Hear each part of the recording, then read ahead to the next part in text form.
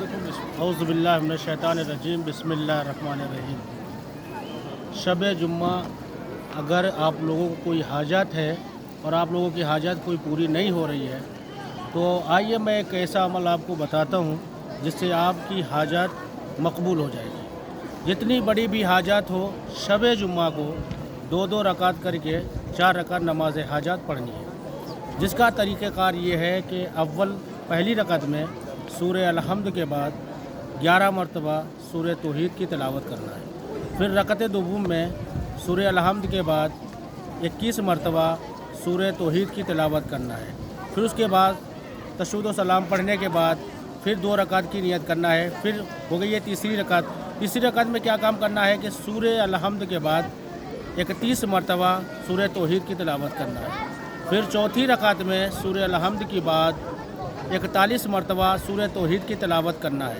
نماز کو تمام کرنے کے بعد 51 مرتبہ سورہ توحید کی تلاوت کرنا ہے، پھر اس کے بعد 51 مرتبہ صلوات کی تلاوت کرنا ہے۔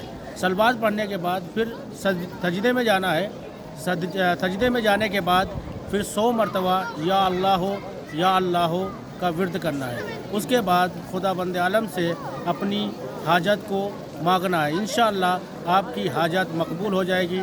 ہمارے یوٹیوب چینل کو لائک کریں، شیئر کریں اور سبسکرائب کریں۔ شکریہ۔